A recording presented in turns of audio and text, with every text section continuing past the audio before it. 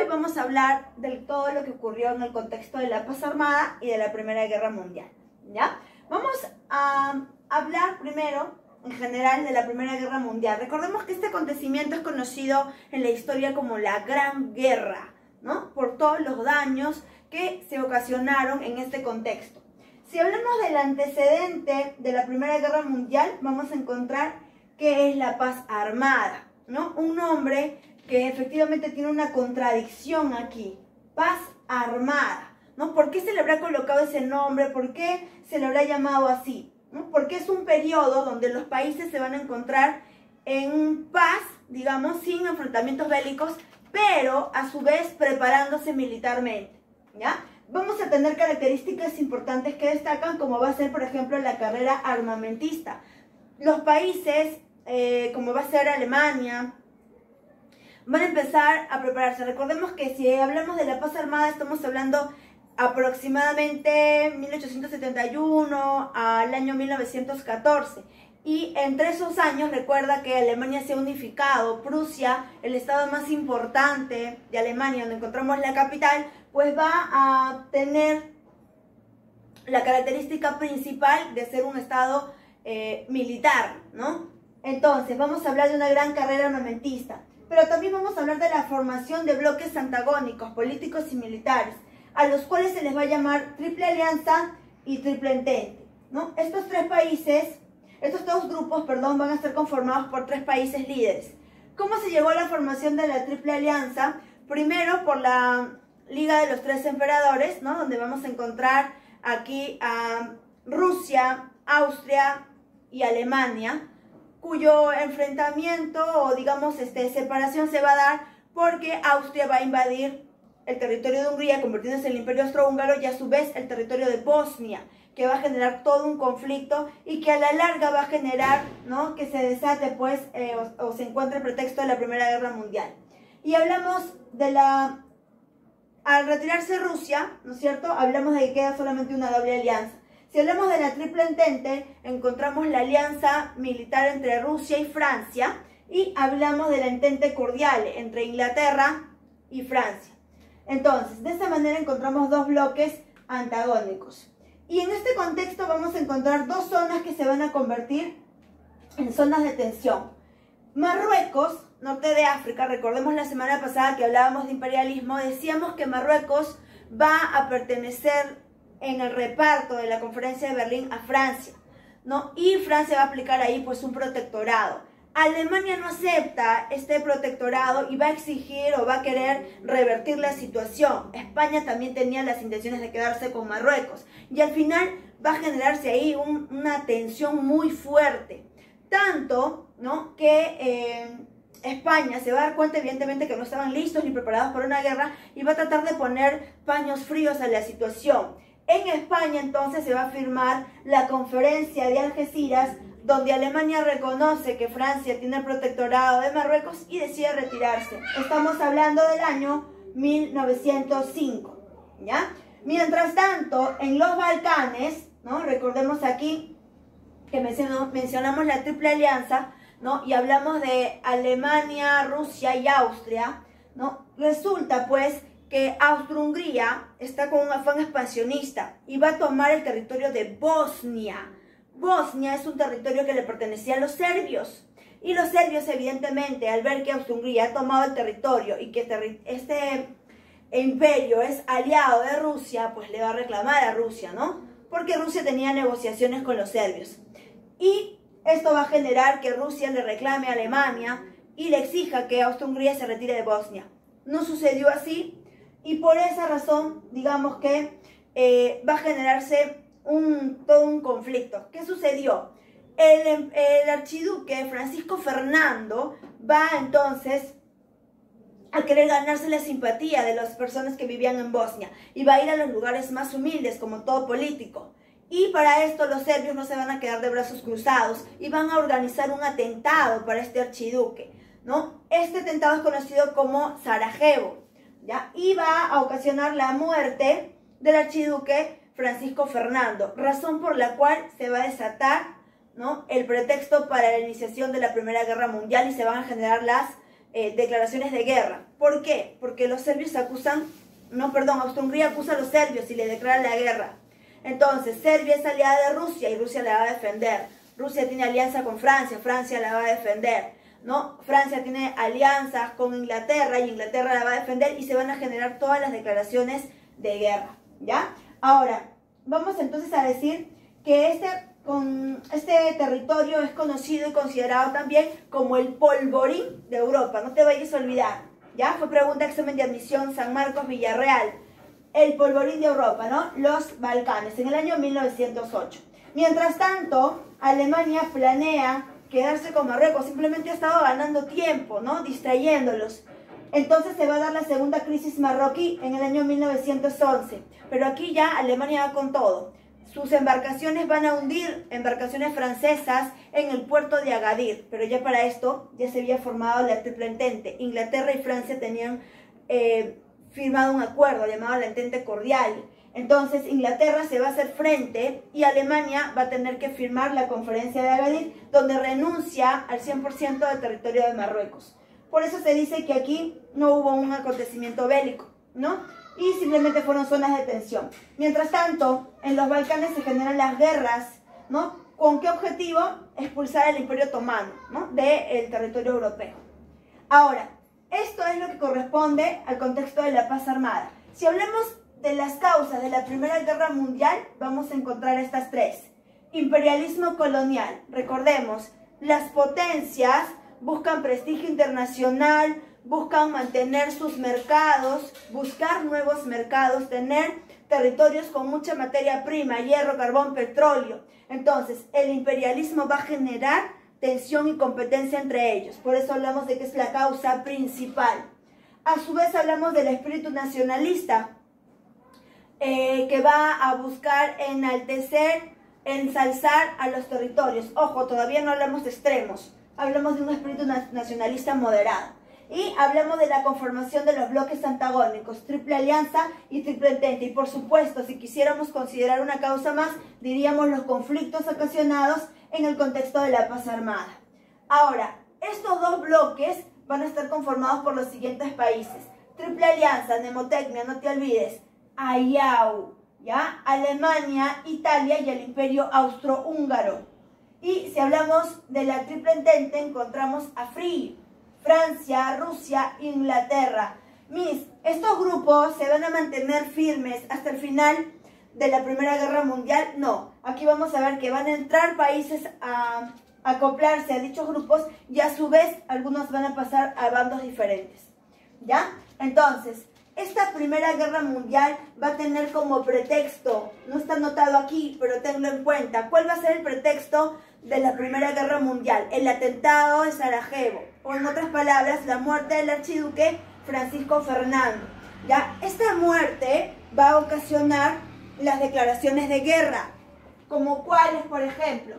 Vamos a decir que al morir el archiduque Francisco Fernando, ya vamos a anotarlo aquí, lo vamos a borrar, el archiduque Francisco Fernando, entonces Austria le va a declarar la guerra a Serbia, pero a Serbia la defiende Rusia, entonces Rusia le va a declarar la guerra a Austria, ya Austria la defiende Alemania, Alemania le va a declarar la guerra entonces a Rusia, pero Rusia tiene un tratado con Francia, entonces Francia le va a declarar la guerra a Alemania. Ya aquí es donde Alemania le dice: un momento, no te metas, no intervengas en un asunto y en un conflicto que no es tuyo, ¿no? Pero Alemania, recuerda que tiene con Rusia pues una alianza importante.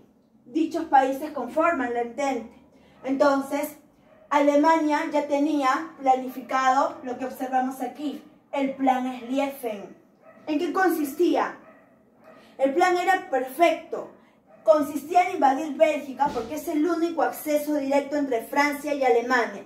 Invadir Bélgica para de esa manera tomar Francia, neutralizar Inglaterra y definitivamente, una vez que ya los tuviera ellos, destruir a Rusia. El plan era perfecto. Entonces, como Francia le declara la guerra a Alemania, ¿qué hace Alemania? Aplica el plan Schlieffen, invade Bélgica. Y entonces, ya para eso, Bélgica, en el caso de Europa, y Estados Unidos, en el caso de América, se habían declarado neutros, que no participaban en la guerra. Inglaterra por eso le va a exigir a Alemania, respeta la neutralidad de Bélgica. Bélgica no está en conflicto, déjala en paz, ¿no? Porque además les convenía, pues no era el blanco perfecto para atacarlos. Pero a Alemania no le importa y no se va a retirar del territorio. Por eso es que Inglaterra le declara la guerra a Alemania y se desata. Entonces, por eso decimos que el pretexto de la Primera Guerra Mundial, no te olvides, es el atentado de Sarajevo o la muerte del archiduque Francisco Fernando. ¿Ya? La guerra entonces va a dividirse en 3 fases o 3 etapas. Primera guerra de movimientos, la guerra de posiciones y la segunda guerra de movimientos. Esta, 1914, 1915 a 1916, 17 y 18 si hablamos de acontecimientos bélicos. Pero usted ha puesto 1919, porque en el año 1919 se firma el tratado que pone fin a la guerra, el Tratado de Versalles. ¿Ya? Pero ojo, si me preguntaran acontecimientos bélicos terminan en el 18, pero la guerra finaliza con el Tratado de Versalles, 1919. Listo, entonces, en esta primera guerra de movimientos, una vez que Alemania ha llegado a Bélgica, toma el norte de Francia. Y al tomar el norte de Francia, entonces tiene neutralizada tanto Francia como Inglaterra. Pero ellos son 3, recuerda, free. Francia y Inglaterra no pueden hacer nada. ¿A quién le corresponde hacer? Rusia. En esta primera guerra de movimientos, por eso vamos a encontrar 2 frentes. El frente oriental y el frente occidental. En el frente oriental, en agosto de 1914, Rusia y Alemania se van a enfrentar en la batalla del Tannenberg. La tarea de Rusia es distraer al ejército alemán y Alemania va a aplicar toda su furia. Se dice prácticamente que el 80% de su ejército lo va a llevar a Rusia para enfrentar allá tanto la batalla del Tannenberg como los lagos masurianos. Y ojo, subestima y deja solamente un 20% del ejército en la parte de Occidente, en el norte de Francia. Por eso es que mientras Rusia y Alemania están enfrentándose aquí, ya están enfrentándose, y nosotros vemos que entre agosto y septiembre del año 1914, el enfrentamiento de ellos va a generar victoria para Alemania. Alemania va a vencer. Y al vencer a Alemania, Alemania está distraída aquí. ¿Quién aprovecha? En el frente occidental aprovecha Francia. Y se va a desarrollar la primera batalla del Marne, el 13 de septiembre de 1914. Francia vence. Entonces tenemos así una victoria para la Triple Alianza y una victoria para la Triple Entente. Primera guerra de movimientos, no te olvides, 2 frentes. ¿Ya? Mientras tanto, 1915, suceden cambios. Italia se siente traicionada, siente que Alemania no está cumpliendo con su parte de devolverle los territorios o ayudarlo a recuperar sus conquistas. Al contrario, Alemania quiere apoderarse de todo. Por eso es que Italia se va a retirar de la Triple Alianza y va a pasar al Entente. Pero en el año 1915 se va a mantener neutro. ¿Ya? Entonces encontramos la guerra de posiciones. Este periodo también se le conoce como la guerra de trincheras. ¿Por qué se le llamó así? Por el propio nombre y la estrategia que van a utilizar. Van a armar trincheras para poder evitar que sus enemigos pasaran de un lado hacia el otro.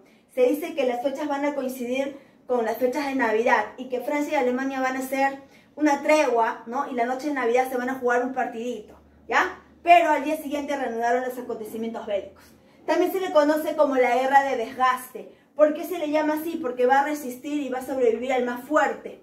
Aquí, por ejemplo, si era herido un alemán, no se van a quedar a curarlo, ¿no? A ayudarlo, vamos, ¿qué importa? No. Si herían a uno de sus miembros de su ejército, ellos no tenían, digamos que, no se detenían para agarrar y atacar y acabar con la vida de ellos, ¿no? Sin mayor sufrimiento y sin evitar que pudieran, digamos, retrasar al ejército o perjudicarlo.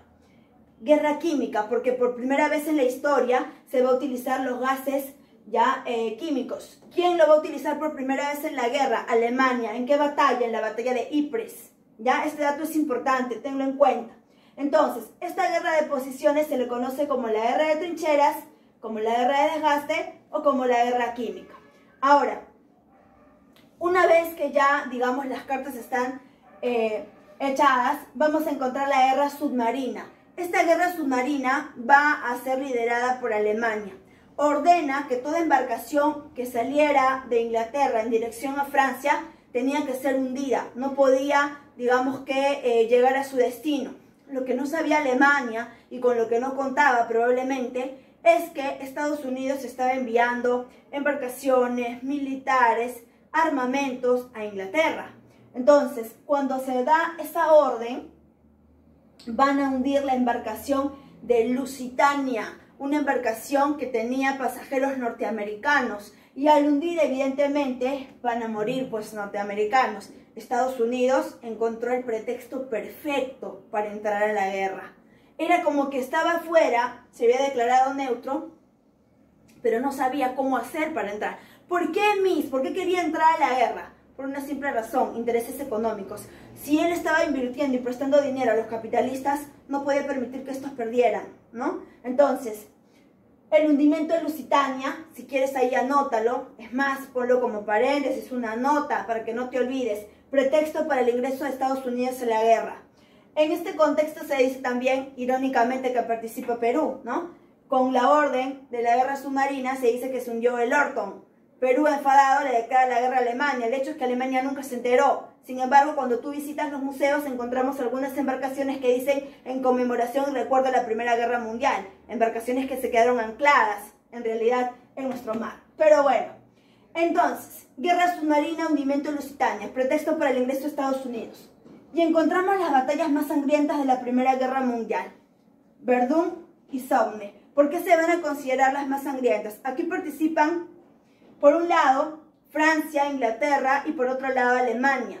¿Ya? ¿Qué es lo que va a suceder? La cantidad de muertos, chicos. Las estrategias que se van a utilizar van a ser estas.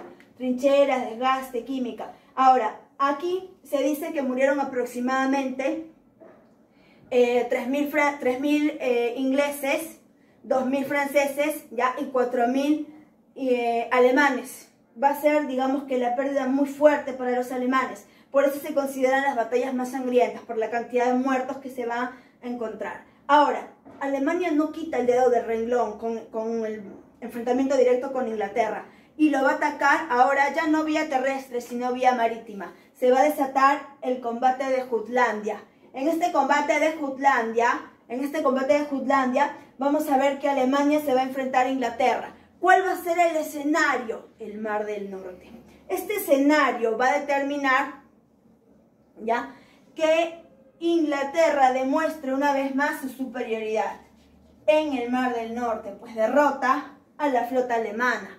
Ya, chicos, con esto vamos a decir, bueno, aquí encontramos pues no que Rusia intenta ganar territorios petroleros, lo mismo que Italia, lo mismo que Alemania. Sin embargo, ya las cartas estaban echadas. Llegó el año 1917, Segunda Guerra de Movimientos, último periodo de la guerra. ¿Qué sucedió? Rusia entra en revolución. Y es que, si nosotros recordamos, Rusia no estaba lista para entrar en la guerra. Rusia, incluso cuando está en la formación de la Triple Alianza, la Triple Entente, venía de haber sido derrotada por Japón, ¿no? Por el territorio de Corea. Había perdido Corea. Tenía bajas, estaban en crisis económica, ¿no? Crisis agrarias. Y sin embargo, todo lo que tenía y todos los impuestos que se recaudaban, estaban utilizándolos en una guerra innecesaria. Entrando a la guerra nomás, derrotado. Entonces, ¿qué estaba pasando? ¿Por qué el zar no decidía el retiro? El pueblo se va a levantar en contra del zar y estalla la revolución, 1917, año estratégico. ¿Ya? El pueblo exige que Rusia se retire de la guerra. Entra Kerensky, saca al zar, nosotros vamos a hablar de esto la siguiente semana, a grosso modo nada más, ¿no? Entra Kerensky y saca al zar, pero Kerensky tampoco da solución. Por eso es que en el año 1918, Lenin toma el poder y va a firmar el tratado de Brest-Litov con Alemania para retirarse de la guerra. ¿Por qué con Alemania? Porque Alemania exige, te vas a retirar de la guerra para que yo no te persiga y no te ataque, tú me vas a entregar todos los territorios conquistados en esta guerra. O sea, se va peor, sin nada, ¿no? Entonces, pero Lenin acepta, necesita reconstruir y sacar de la crisis económica en la que se encontraba Rusia. Así que firma el tratado de Brest-Litov. Ahora, mientras tanto decimos acá, Rusia entra en revolución y Estados Unidos entra a la guerra. Ya encontró el pretexto, recuerda, ahora va a entrar. Entonces, Alemania tiene que mover sus fichas rapidito nada más. Y se va a dar la batalla decisiva, la segunda batalla del Marne. Alemania planea llegar a París antes que Estados Unidos envíe su apoyo. Lo que no contaba es que en París lo estaba esperando el ejército francés, el ejército inglés, ¿no? Y evidentemente el ejército norteamericano. Lo destruyeron. Hicieron nada al ejército alemán. Por eso es que lo obligan a firmar el Tratado de Versalles. Este Tratado de Versalles va a ser lo peor que le pudo pasar a Alemania. ¿Por qué, Miss? Francia va a reclamar lo que es suyo. Recuerda que lo avergonzó y le quitó Alsacia y Lorena cuando se unifica. Entonces, Francia llega a un momento de su revancha y exige que Alemania le devuelva Alsacia y Lorena. Es más, Estados Unidos reclama y exige que devuelva todas sus colonias o entregue todas las colonias que tenía en Asia y África. Pierde su categoría de potencia. Queda prohibida de formar ejércitos mayores a 100.000 hombres. Queda prohibida de pertenecer a la sociedad de naciones que se va a crear aquí para preservar la paz. Entonces, no solamente queda endeudada, porque el castigo máximo será indemnizar a todos los países perjudicados de la guerra. Destruida entonces Alemania. Entonces, ¿quiénes quedan en pie? El Imperio Austrohúngaro, que va a firmar el Tratado de Saint-Germain, donde se le obliga a desmembrarse y se forma Austria y Hungría nuevamente. Y Hungría va a tener que firmar el Tratado de Trianón porque se había quedado con territorios que no le pertenecían. Desmembración, ¿no? O Hungría va a tener que entregar territorios. Y aparecen nuevos países como Checoslovaquia, como Yugoslavia. Entonces, estos tratados van a ser importantes. El que le pone fin a la guerra, el Tratado de Versalles, 1919. Como consecuencia, no te puedes olvidar, Inglaterra quedó desplazada de su categoría de potencia. Pero no ha ganado, sí, pero está endeudada. ¿Quién lo va a desplazar? Dos países, uno en América y uno en Asia, Estados Unidos y Japón. ¿Qué se crea para preservar la paz? La Sociedad de Naciones. Entonces, nosotros vamos a ver hasta aquí la Primera Guerra Mundial. Vamos con